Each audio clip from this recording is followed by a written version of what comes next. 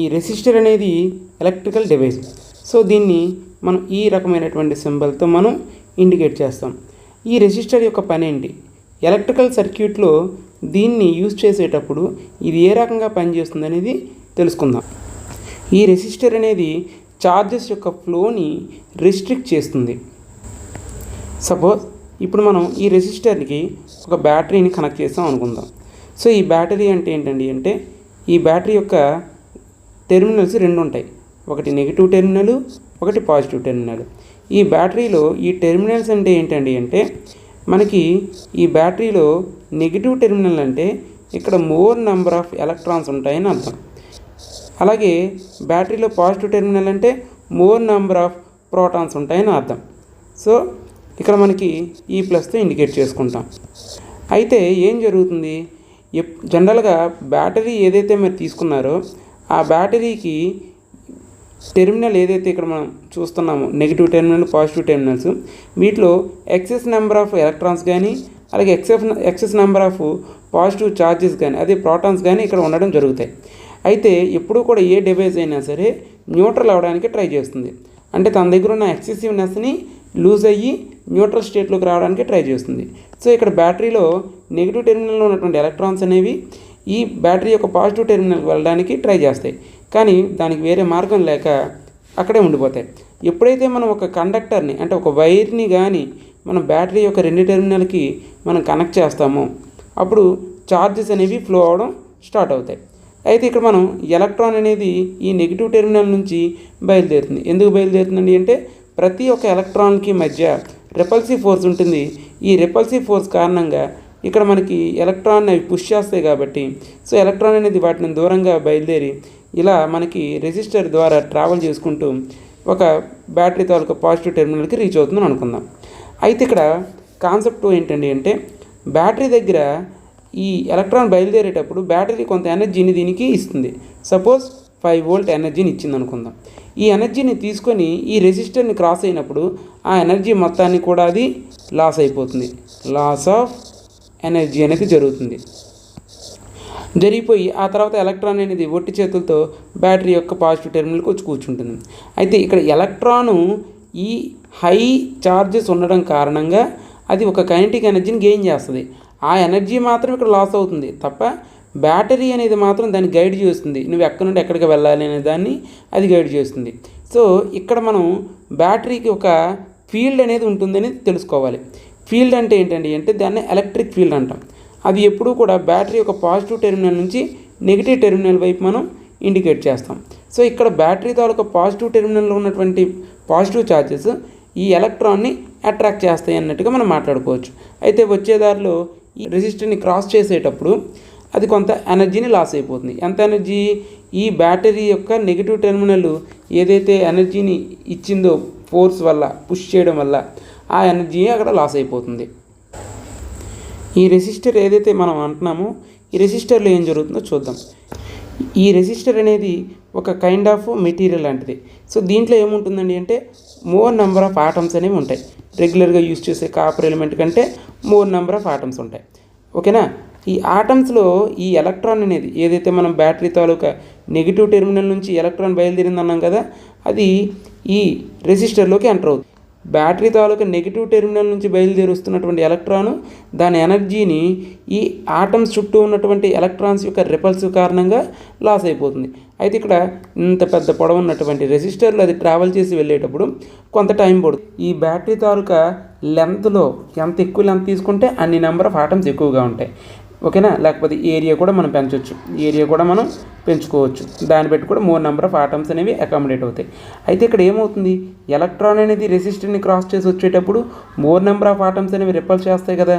So repulse చేయడం వల్ల దాని యొక్క స్పీడ్ అనేది తగ్గిపోతుంది.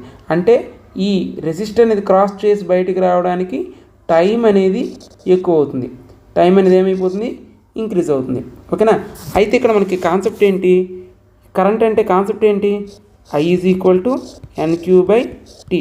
So n number of charges అనేవి ఓకేనా ఒక పర్టికులర్ పాయింట్ని ఎన్ని క్రాస్ చేస్తాయి విత్ ఇన్ ద టైంలో, దాన్నే మనం కరెంట్ అంటాం. సో ఇప్పుడు మన రెసిస్టర్లో మోర్ నెంబర్ ఆఫ్ ఆటమ్స్ ఉన్నాయి అన్నాం అనుకోండి, ఓకేనా. సో అలాంటప్పుడు ఏమవుతుంది, దానికి టైం కూడా ఎక్కువ పడుతుంది, ఒక ఏరియాని క్రాస్ చేసి బయటికి వచ్చేటటువంటి నెంబర్ కూడా తగ్గిపోతూ ఉంటుంది, అంటే కరెంట్ తక్కువ ఉంటుంది. అలా కాకుండా నెంబర్ ఆఫ్ ఆటమ్స్ తక్కువ ఉన్నాయనుకోండి, అది ఈజీగా బయటికి రావడానికి అవకాశం ఉంటుంది. ఎందుకంటే రిపల్స్ అనేది ఎక్కువ ఆటమ్స్ ఉన్నదానికంటే తక్కువ ఆటమ్స్ ఉన్నదాంట్లో రిపల్సివ్ అనేది తక్కువగా ఉంటుంది. లాస్ ఆఫ్ ఎనర్జీ కూడా జరిగినప్పటికీ కూడా అక్కడ మనకి ఏంటంటే అది తొందరగా బయటికి రావడానికి అవకాశం ఉంటుంది. ఓకేనా? సో ఇది రెసిస్టర్లో జరిగేటటువంటి కాన్సెప్ట్. అయితే ఈ రెసిస్టర్స్ని కాంబినేషన్లో కలిపేటప్పుడు ఏం జరుగుతుందో చూద్దాం. సపోజ్ ఇది ఒక బ్యాటరీ తీసుకుందాం. బ్యాటరీ పాజిటివ్ టెర్మినల్, అలాగే ఇది నెగిటివ్ టెర్మినల్. ఇక్కడ ఒక రెసిస్టర్ నేను కనెక్ట్ చేశాను, అలాగే ఇక్కడ ఇంకొక రెసిస్టర్ని కనెక్ట్ చేశాను. సో ఇప్పుడు ఈ రెండు రెసిస్టర్లు ఎలా కనెక్ట్ అయి ఉన్నాయి? బ్యాక్ టు బ్యాక్ కనెక్ట్ అయి ఉన్నాయి. దీన్నే మనం సిరీస్ కాంబినేషన్ అంటాం. అయితే ఇక్కడ మనం ఎలక్ట్రాన్ అనేది బయలుదేరి వెళ్తుంది కదా. సో ఎలక్ట్రాన్ అనేది ఇక్కడ నుంచి బయలుదేరి ఇలా వెళ్తుంది. ఇక్కడికి వచ్చేటప్పుడు ఏమవుతుంది? అపోజిట్ స్టార్ట్ అవుతుంది, అపోజ్. సో ఎప్పుడైతే అపోజ్ స్టార్ట్ అయిందో లాస్ ఆఫ్ ఎనర్జీ జరుగుతుంది ఇక్కడ.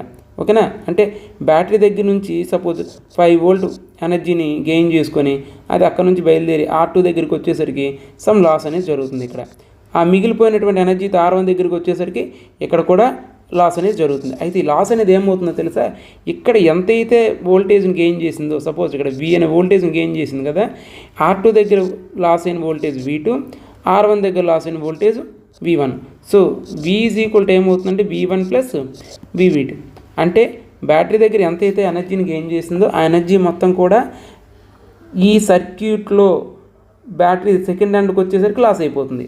సో ఆ రకంగా R1 R2లో దాని ఎనర్జీని అబ్జర్వ్ చేసేసుకుంటాయి, అంటే లాస్ చేస్తాయి అన్నమాట. ఓకేనా? సో అందుకే V is equal V1 plus V2 అని రాసుకుంటాం. అయితే ఇక్కడ రెసిస్టెన్స్ ఎలా ఉంది? జనరల్గా రెసిస్టెన్స్ గురించి మనం మాట్లాడేటప్పుడు ఒక ఎలక్ట్రాన్ ఇక్కడ నెగిటివ్ టెర్మినల్ నుంచి బయలుదేరినటువంటి ఎలక్ట్రాను ఏమవుతుంది? R2ని క్రాస్ చేసిన తర్వాత R1ని క్రాస్ చేస్తుంది. R2ని క్రాస్ చేసేంత సేపు కూడా ఇక్కడ ఒక ఎలక్ట్రాన్ తీసుకున్నాం, దీని బ్యాక్ ఇంకో ఎలక్ట్రాన్ తీసుకున్నాం. ఫస్ట్ది క్రాస్ అయితే కదా సెకండ్ది క్రాస్ అవుతుంది. ఫస్ట్ది R2ని క్రాస్ చేసి R1 క్రాస్ చేసి వెళ్ళే టైంకి ఎంతైతే టైం పడుతుందో సెకండ్ది కూడా అంత టైమే తీసుకుంటుంది. R1 దగ్గర చాలా ఎక్కువ రెసిస్టెన్స్ ఉందని అనుకోండి. R1 దగ్గర ఎక్కువ రెసిస్టెన్స్, R2 దగ్గర తక్కువ రెసిస్టెన్స్ ఉంది. సపోజ్ మనం కార్తో వెళ్తున్నాం, కార్తో వెళ్ళేటప్పుడు ఇక్కడ ట్రాఫిక్ అనేది తక్కువ ఉంది, ఓకే బాగానే ఉంది. ఇక్కడికి వచ్చేసరికి ట్రాఫిక్ ఏమైంది? ఎక్కువ అయిపోయింది. సో అలాంటప్పుడు దీని బ్యాక్ ఉన్న కారు ఏమవుతుంది? అవుతుంది. దీని బ్యాక్ ఉన్న కారు ఏమవుతుంది? అవుతుంది. దీని బ్యాక్ ఉన్న కారు అవుతుంది. సో ఇక్కడ తక్కువ రెసిస్టెన్స్ ఉన్నప్పటికీ కూడా ఇక్కడ ఎక్కువ రెసిస్టెన్స్ ఉంటుంది కాబట్టి సో కంపల్సరీగా ఏమవుతుంది? అన్నీ కూడా ఒకే స్పీడ్తో మెయింటైన్ అవ్వడం స్టార్ట్ అవుతుంది. ఎక్కడ నుంచి? బ్యాటరీ దగ్గర ఉన్నటువంటి పాజిటివ్ టెర్మినల్, నెగిటివ్ టెర్మినల్ ఏదైతే తీసుకున్నామో అక్కడ నెగిటివ్ టెర్మినల్ దగ్గర బయలుదేరినటువంటి ఎలక్ట్రాన్ అనేది ఎంటైర్ సర్క్యూట్ని కంప్లీట్ చేసేటప్పటికి సేమ్ స్పీడ్తో మెయింటైన్ అవుతుంది. సో ఇక్కడ మనం సేమ్ స్పీడ్ అంటున్నాం కదా, అంటే అర్థం ఏంటి? సేమ్ కరెంట్ అని అర్థం. ఓకేనా? సో కాబట్టి ఎంటైర్ సర్క్యూట్లో ఫ్లో అయ్యేటప్పుడు కరెంట్ అనేది I అనేది సేమ్ ఉంటుంది. అండ్ మోర్ ఓవర్ ఏంటి? ఇక్కడ సింగిల్ రూట్, ఇది మనకి సింగిల్ రూట్ మాత్రమే ఉంది. ఎలక్ట్రాన్ కంపల్సరీగా రెండు రెసిస్టర్ని క్రాస్ చేసే వెళ్ళాలి, ఇంకో మార్గం లేదు. అయితే ఇక్కడ ఇంకో కాంబినేషన్ చూద్దాం. ఆ కాంబినేషన్ ఏంటి? మళ్ళీ బ్యాటరీని తీసుకుందాం, పాజిటివ్ టెర్మినల్, నెగిటివ్ టెర్మినల్. ఇప్పుడు రెసిస్టర్ని మనం ప్యారలల్ కాంబినేషన్లో కనెక్ట్ చేద్దాం. ప్యారలల్ అంటే ఇలా. సో ఇప్పుడు మళ్ళీ ఎలక్ట్రాన్ బయలుదేరుతుంది. సో ఇలా ఇక్కడ వరకు వచ్చింది. ఇక్కడికి వచ్చేటప్పుడు దానికి ఫ్రీడమ్ ఉంటుంది. ఫ్రీడమ్ ఏంటి? అది పైనుంచి అయినా వెళ్ళొచ్చు, కింద దాని నుంచి అయినా వెళ్ళొచ్చు. సో సపోజ్ ఒక ఎలక్ట్రాన్, ఇప్పుడు 2 ఎలక్ట్రాన్ తీసుకుందాం. ఇక్కడ ఫస్ట్ ఒక ఎలక్ట్రాన్ ఉంటుంది, తర్వాత ఇక్కడ ఒక ఎలక్ట్రాన్ ఉంటుంది. ఫస్ట్ ఎలక్ట్రాన్ పై రెసిస్టర్లో పోతే సెకండ్ ఎలక్ట్రాన్ ఏం చేస్తుంది? ఇది దీన్ని క్రాస్ చేసేటప్పుడు దీని వెనకే ఉంటుందా? ఆల్రెడీ ఇంకొక పాత్ ఉంది కదా కింద వెళ్ళి, సో అందులో వెళ్ళి అది వెళ్ళిపోతుంది. ఓకేనా? అంటే ఒకవేళ రెండు R1 is equal to R2 రెండు సేమ్ ఉన్నాయనుకోండి, దీంట్లో వెళ్ళడానికి ఎంతైతే ఛాన్స్ ఉంటుందో దీంట్లో కూడా అంతే ఛాన్స్ ఉంటుంది. ఫస్ట్ కేసుకి సెకండ్ కేసుకి చూద్దాం. ఫస్ట్ కేసులో అంటే సిరీస్ కాంబినేషన్లో 1 మినిట్లో నెగిటివ్ టెర్మినల్ నుంచి పాజిటివ్ టెర్మినల్కి రావడానికి 1 మినిట్ టైం పట్టింది. అంటే ఒక ఎలక్ట్రాను 1 మినిట్ టైం పట్టింది ఎంటైర్ సర్క్యూట్ని క్రాస్ చేసి రావడానికి. అదే 1 మినిట్ టైంలో ఇక్కడ పైనుంచి ఒక ఎలక్ట్రాన్ వెళ్ళిపోతుంది, కింద నుంచి ఒక ఎలక్ట్రాన్ వెళ్ళిపోతుంది. సో బయటకు వచ్చేసరికి 2 ఎలక్ట్రాన్లు వచ్చేస్తాయి ఇక్కడికి. అంటే అదే 1 మినిట్ టైంలో మోర్ నెంబర్ ఆఫ్ ఎలక్ట్రాన్స్ పైనుండి వెళ్ళిపోవచ్చు, కింద నుంచి వెళ్ళిపోవచ్చు. ప్యారలల్ కాంబినేషన్లో నీకు కరెంట్ అనేది ఎక్కువగా ఉంటుంది. సో ఇక్కడ ఏం జరుగుతుంది? Double route. ఎలక్ట్రాన్ అనేది డబుల్ రూట్లో ట్రావెల్ చేయొచ్చు. సింగిల్ టైం మాత్రమే రెసిస్టర్ని ఏం చేస్తుంది, ఇది ఫేస్ చేస్తుంది. మనకి బ్యాటరీ ఏదైతే మనం తీసుకున్నామో ఆ బ్యాటరీ యొక్క నెగిటివ్ టెర్మినల్ పాజిటివ్ టెర్మినల్ మధ్య ఒక ఫీల్డ్ అనేది ఉంటుంది. దాన్ని మనం ఎలక్ట్రిక్ ఫీల్డ్ అంటాం. ఈ ఎలక్ట్రిక్ ఫీల్డ్ గైడ్ చేస్తుంది ఎలక్ట్రాన్ని. ఉన్న ఎలక్ట్రాన్ని ఎలక్ట్రిక్ ఫీల్డ్ ఏం చేస్తుంది, ఇటువైపు లాక్ వస్తుంది. అయితే అక్కడ ఉన్నటువంటి రిపల్సివ్ దాని యొక్క మోషన్ కారణంగా దానికి ఎనర్జీ అనేది గెయిన్ అవుతుంది. అదే 5 వోల్ట్. అదేమవుతుంది, త్రూ రెసిస్టర్ వచ్చేటప్పుడు లాస్ అయిపోతుంది. సో ఎనర్జీ లాస్ అనేది ఈచ్ రెసిస్టర్ దగ్గర జరుగుతుంది. ఒకవేళ మోర్ నెంబర్ ఆఫ్ రెసిస్టర్స్ కానీ సిరీస్లో ఉన్నట్లయితే ఆ లాస్ అనేది ఈక్వల్గా డిస్ట్రిబ్యూట్ అవుతుంది. అలా కాకుండా ప్యారలల్గా ఉన్నాయనుకోండి, అంటే ఏదో ఒక రెసిస్టర్ నుంచే వెళ్ళొచ్చు అనే ఆప్షన్ ఉందనుకోండి, మొత్తం ఎనర్జీని ఆ ఒక్క రెసిస్టర్ దగ్గరే అది లాస్ అయిపోయి వెళ్ళిపోతుంది. బట్ ఇక్కడ ఏంటి మనకి కాన్సెప్ట్లో ఎలక్ట్రాన్ అని తీసుకునేటటువంటి టైం అనేది ఇంపార్టెంట్. ఇక్కడ సిరీస్లో టైం ఎక్కువ అవుతుంది, టైం తక్కువ పడుతుంది. సో రెండింటికి ఒకే టైం మనం అబ్జర్వ్ చేసాం అనుకోండి, విత్ ఇన్ ద సేమ్ టైంలో సిరీస్లో ట్రావెల్ చేసేటటువంటి ఎలక్ట్రాన్స్ ఏవైతే ఉన్నాయో బ్యాటరీని రీచ్ అవ్వడానికి టైం అనేది ఎక్కువ పడుతుంది. అదే ప్యారలల్లో అయితే తక్కువ టైంలోనే రీచ్ అయిపోతాయి. కాబట్టి సిరీస్లో కరెంట్ అనేది మీకు కరెంట్ అనేది చాలా తక్కువ ఉంటుంది, ప్యారలలో కరెంట్ అనేది ఎక్కువగా ఉంటుంది. సో ఇది జరగడానికి ఏం జరుగుతుంది, ఈ కాన్సెప్ట్లో మనకి ఓమ్స్లో ఐడియా ఉండే ఉంటుంది. V = IR. So V = IRలో I = ఏంటి, V/R. అయితే వోల్టేజ్ అంతా 5 వోల్ట్ తీసుకున్నాం. ఇక్కడ రెసిస్టెన్స్ గురించి మాట్లాడదాం. సిరీస్ కాంబినేషన్లో రిజల్టెంట్ రెసిస్టెన్స్ ఏమవుతుంది, పెరుగుతుంది. ఎందుకంటే 2 సార్లు రెసిస్టర్ని అది ఫేస్ చేయాలి, ఎవరు, ఎలక్ట్రాన్.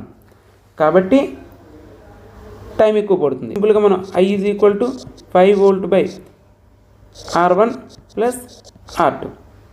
అదే ప్యారలల్లో చూసుకున్నాం అనుకోండి, RP = R1 R2/R1 + R2 అని వస్తుంది. ఈ ఫార్ములాను కానీ మనం సబ్స్టిట్యూట్ చేసినట్లయితే 5 వోల్ట్/RP అనేది మనం రాసుకోవచ్చు. ఇక్కడ మనం చూసినట్లయితే ఒక 5 వోల్ట్ బ్యాటరీని ఏం చేసాం, ఒక 2 రెసిస్టర్ల యొక్క సిరీస్కి కనెక్ట్ చేసాం. సో కనెక్ట్ చేసినప్పుడు ఏమవుతుంది, 5 వోల్ట్ బ్యాటరీ దగ్గర ఇక్కడ పాజిటివ్ ఛార్జెస్ అనేవి మూవ్ అవుతున్నట్టుగా మనం తీసుకుంటాం. మనం కన్వీనియన్స్ కోసం ఎలక్ట్రాన్ యొక్క డైరెక్షన్తో మాట్లాడడం, ఇప్పుడు పాజిటివ్ ఛార్జ్ని మాట్లాడుతున్నాం. ఎందుకంటే కరెంట్ యొక్క డైరెక్షన్ పాజిటివ్ టెర్మినల్ నుంచి నెగిటివ్ టెర్మినల్కి వేస్తాం కాబట్టి ఇక్కడ సిమ్యులేషన్లో కూడా పాజిటివ్ టెర్మినల్ నుంచి నెగిటివ్ టెర్మినల్కి మనం చూద్దాం. ఇక్కడ 5 వోల్ట్ బ్యాటరీ ఉండేటప్పుడు చూడండి, ఛార్జెస్ ఏమవుతున్నాయి, అన్నీ ఒకే రకంగా ఒకే స్పీడ్తో మూవ్ అవుతున్నాయి. ఇక్కడ నేను తీసుకున్నటువంటి 2 రెసిస్టర్లు ఆల్మోస్ట్ సేమ్ వాల్యూ. ఈ రెసిస్టర్లు ఏవైతే ఉన్నాయో వాటి వాల్యూని బట్టి ఇక్కడ ఎంత కరెంట్ ఫ్లో అవుతుందో మనం చూడొచ్చు. సో కరెంట్ అనేది ఎంత ఫ్లో అవుతుంది, ఇక్కడ 5 మిల్లీ యాంపియర్, ఎందుకంటే ఇక్కడ 500 ohms. అలాగే దానికి రిసీవ్ అవుతున్నటువంటి కరెంట్ కూడా ఎంత కనిపిస్తుంది మనకి, ఇక్కడ 5 మిల్లీ యాంపియర్స్. ఈ సర్క్యూట్ యొక్క పాజిటివ్ టెర్మినల్ నుంచి ఫస్ట్ రెసిస్టర్ని క్రాస్ చేసి సెకండ్ రెసిస్టర్ని క్రాస్ చేసి నెగిటివ్ టెర్మినల్కి వెళ్ళేటప్పటి వరకు కూడా సేమ్ స్పీడ్ మెయింటైన్ చేస్తూనే నీకు ఈ ఛార్జెస్ అనేవి కనిపిస్తాయి. సపోజ్ ఈ రెసిస్టర్ల తాలూకా వాల్యూని కానీ మనం ఇంకా తగ్గించేసాం అనుకోండి, సంథింగ్ లైక్ అరౌండ్ ఒక 100 ohms. అలాగే ఈ సెకండ్ రెసిస్టర్ తాలూకా రెసిస్టెన్స్ని అరౌండ్ ఒక 100 ohms పెట్టాం అనుకోండి, ఏమైంది, ఇప్పుడు రెసిస్టెన్స్ తగ్గిపోయింది కాబట్టి స్పీడ్ పెరిగింది. చూడండి, రెసిస్టెన్స్ తగ్గింది కాబట్టి ఏమైంది, స్పీడు పెరిగిపోయింది. అంటే ఇక్కడ మనకు అర్థం కావాలి, ఎందుకే నేను చెప్తున్నాను, ఏమని, ఎలక్ట్రాన్ తాలూకా స్పీడ్ని రెగ్యులేట్ చేసేవే రెసిస్టర్లు. రెసిస్టెన్స్ ఎంత తక్కువ ఉంటే అంత స్పీడ్ ఎక్కువగా ఉంటుంది. ఇక్కడ కరెంట్ కూడా ఏమైంది, పెరిగింది. సో ఇక్కడ మనం ప్యారలల్ కాంబినేషన్ గురించి చూసినట్లయితే, సో ఒకే టైంలో 2 ఛార్జులు 2 వేరు రెసిస్టర్ని క్రాస్ చేసి బయటకు వస్తున్నాయి. అంటే మోర్ నెంబర్ ఆఫ్ ఛార్జెస్ అనేవి సర్కిల్లో ట్రావెల్ చేసుకుంటూ వస్తున్నాయి. ఓకేనా. సో అందువల్ల ఇక్కడ చూడండి, కరెంటు ఈ రెసిస్టర్లోకి వస్తున్నటువంటి కరెంట్ వచ్చేసి నియర్లీ 5 మిల్లీ యాంపియర్. అలాగే ఈ రెసిస్టర్లో వెళ్తున్న కరెంట్ కూడా నియర్లీ 5 మిల్లీ యాంపియర్. సో టోటల్గా ఎంత అయిపోయింది, 10, నియర్లీ 9.75, అంటే 10 మిల్లీ యాంపియర్ కరెంట్ అనేది దీంట్లో ట్రావెల్ చేసుకుంటూ వెళ్తుంది. సో సిరీస్లో 2.43, ఇప్పుడు రెసిస్టర్ 2 సిరీస్లో కనెక్ట్ చేస్తే 2.43 మిల్లీ యాంపియర్. అదే ప్యారలల్గా కనెక్ట్ చేస్తే 9.75, అంటే నియర్లీ 10 వస్తుంది ఆన్సర్. సో 10 మిల్లీ యాంపియర్ అనేది ఇక్కడ వస్తుంది. సపోజ్ నేను ఇక్కడ ఈ కింద రెసిస్టర్ ఉంది కదా, ప్యారల్లో ఉన్నటువంటి రెసిస్టర్, దాని వాల్యూ నేను తగ్గిస్తాను. చూడండి, రెసిస్టెన్స్ తక్కువైతే ఎలక్ట్రాన్ ఫ్లో ఏమవుతుంది, పెరుగుతుంది. త్రూ ఆ రెసిస్టర్ ద్వారా వెళ్ళే ఎలక్ట్రాన్ ఫ్లో అనేది ఎక్కువ ఉంటుంది. చూడండి ఇప్పుడు ఒకసారి ఏం జరిగిందో, కింద రెసిస్టర్ యొక్క రెసిస్టెన్స్ తక్కువగా ఉంది, పై రెసిస్టెన్స్ యొక్క రెసిస్టెన్స్ ఎక్కువగా ఉంది కాబట్టి బోర్ నెంబర్ ఆఫ్ ఛార్జెస్ ఏమైపోతున్నాయి, కింద రెసిస్టెన్స్ నుంచి వెళ్ళిపోతున్నాయి. సో ఎఫెక్టివ్ రెసిస్టెన్స్ ఏమైపోయింది, తగ్గిపోయింది. ఇంతకుముందు ఎంత ఉండేది 1K కానీ ఇప్పుడు ఎంత అయింది 1K, ఇది 225. సో ఇక్కడ ఈ రెసిస్టెన్స్ని నేను తగ్గించేశాను, అప్పుడు దాని తాలూకా ఎఫెక్టివ్ రెసిస్టెన్స్ ఇంకా తగ్గిపోయింది. సో అప్పుడు నీకు కరెంట్ అనేది చాలా పెరిగింది. ఇందాక 10 ఉండేది, ఇప్పుడు 27 వచ్చింది. ఓకేనా. సో ఇప్పుడు మెజారిటీగా ఈ పైన 1K ఓం చూసారా, దానిలోంచి వెళ్తున్నటువంటి ఛార్జెస్ అనేవి వెరీ లెస్ అవుతాయి. ఇక్కడ రెసిస్టెన్స్ చాలా తక్కువ ఉంది కాబట్టి దీని నుంచి వెళ్ళే ఛార్జెస్ ఎక్కువ అవుతాయి. సో ఎఫెక్టివ్గా కరెంట్ కూడా మనకి ఇక్కడ పెరుగుతుంది. సో ఈ రకంగా మనకి సిరీస్లో కరెంట్ అనేది ఎందుకు తక్కువగా ఉంటుంది, అలాగే ప్యారలల్లో ఎందుకు కరెంట్ ఎక్కువగా ఉంటుంది అనేది అర్థమవుతుంది.